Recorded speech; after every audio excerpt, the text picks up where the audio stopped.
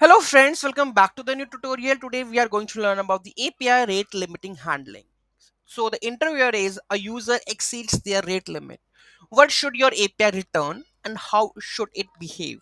So why it matters? Proper rate handling improves user experience, protects your API infrastructure, provides clear communication to the clients about the service constraints.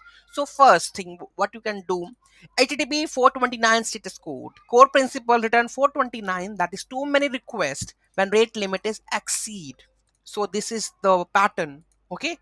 429 status code and the rate limit exceed maximum 100 requests per minute allowed. Why? Standard HTTP status code that clients universally recognize for the rate limiting scenarios, that is 429. Retry after header. Core principle. Tell clients when they can retry their request. So error, the rate limit exceed, try again in next 60 seconds. Okay, so retry after seconds or the HTTP date indicate how long to wait before making a new request.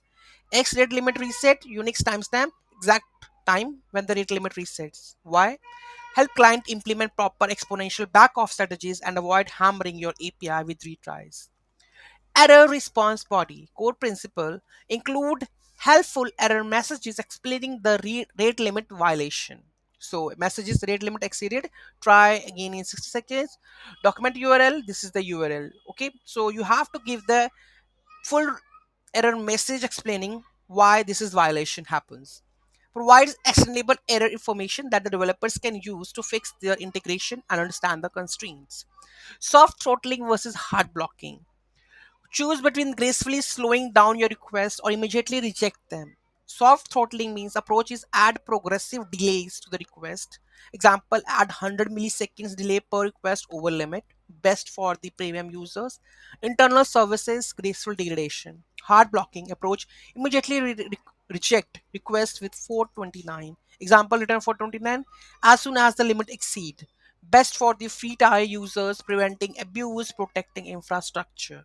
Tired implementation example, if the tire is premium or something, you can handle like this. Okay, tired service quality allows you to provide better experience for paying customers while protecting your infrastructure. Burst allowance. Core principle is allow short bursts above sustained rate using the token bucket algorithm. Users have a bucket of tokens. Each token consumes one token each request, and tokens refill at a steady rate. Bucket capacity 50 tokens, burst allowance. Refill rate 10 tokens per second, sustained rate. User can make 50 requests instantly, then 10 seconds, 10 slash per second sustained. Okay, so bucket algorithm, token bucket algorithm that you can use, and it's very important, right? So this is basically the code for the ad, how you can just use it.